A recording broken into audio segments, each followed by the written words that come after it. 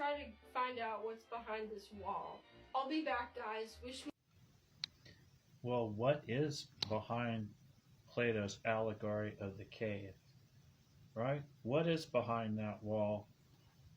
What would a great awakening be like? Well, the end of nationalism, like John Lennon talking about the end of religion and nationalism in his song Imagine, right? So that's powerful stuff. Nationalism is irrational tribalism, and the sooner we get beyond religion and nationalism, the healthier we will be as a society. Anything that could divide us into multiple factions and divide humanity.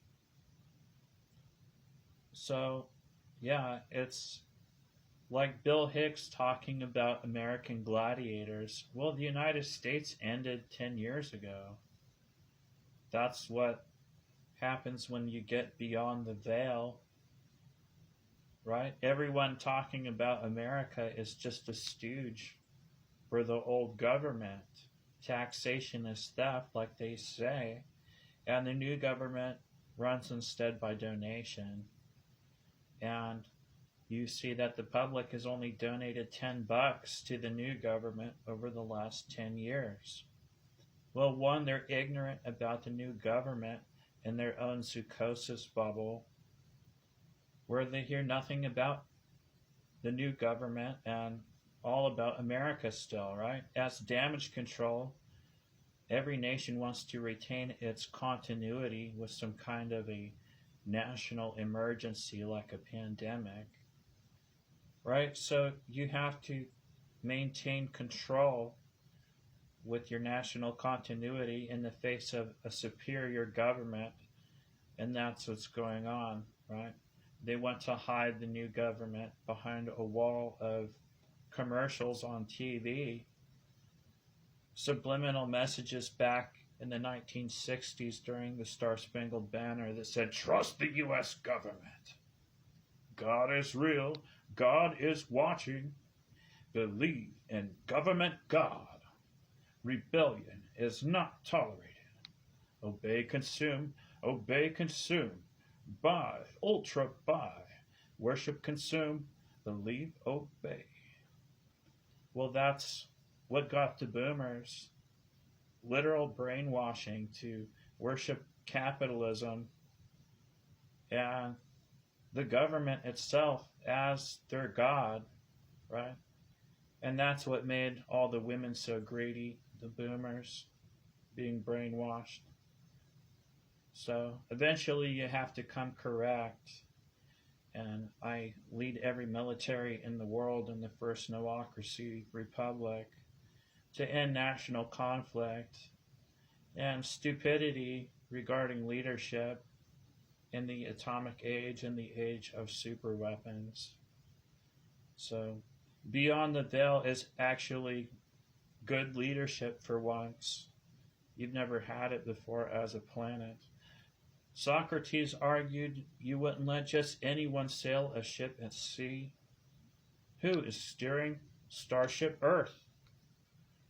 Well, with knowledge comes power, and not with wealth.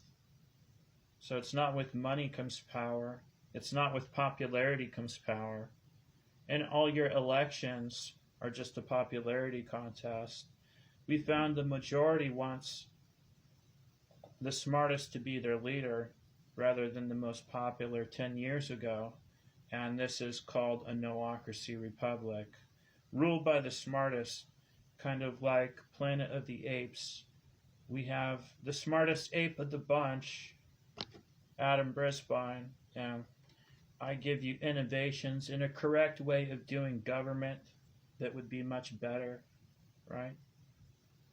So first, you need to consolidate all military leadership worldwide so you don't blow yourselves up with nuclear bombs, okay?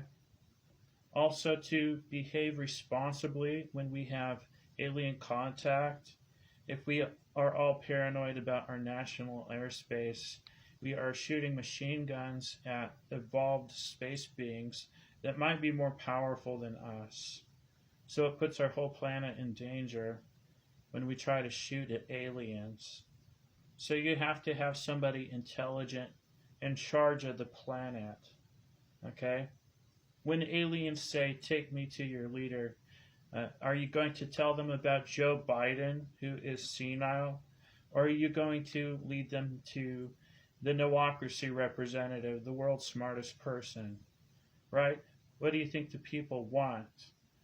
I've already made alien contact, and the truth is much stranger than fiction. I'm a UFO summoner from back in the day.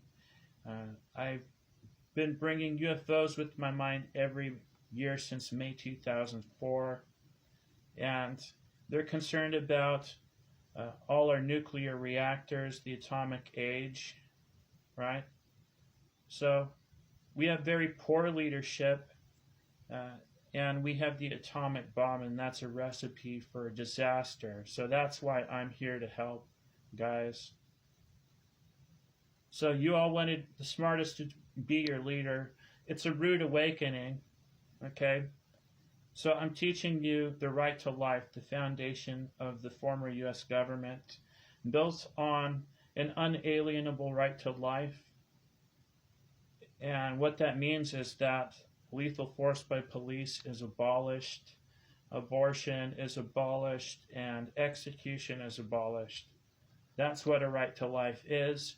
When you uphold it as the government, when you do your job, those things are a thing of the past. Okay? That was the foundation of America that you didn't understand for 247 years. All right?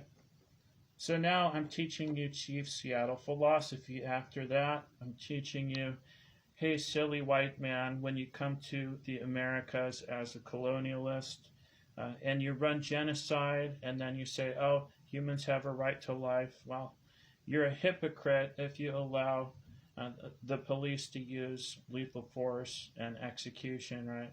So you have to come clean. You have to start over with a new government, like it says in the Declaration of Independence.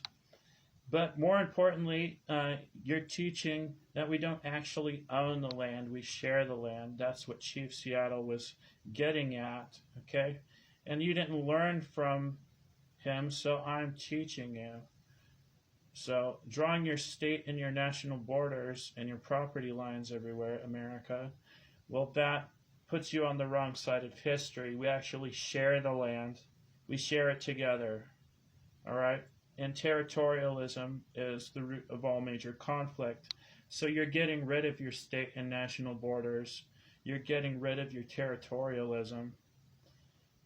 Much like how football is a microcosm of this tribalism. You know, you have all these teams. So they get you riled up with a sport that gives everyone brain damage, according to brain scans. So you're basically worshiping a brain damaged sport. And that's saying everything about America. They want you to be tribalistic. They don't want you to think much because they want you to have men that die in useless wars and their corrupt wars to sell weapons and bombs, right? When I have an international bombing ban,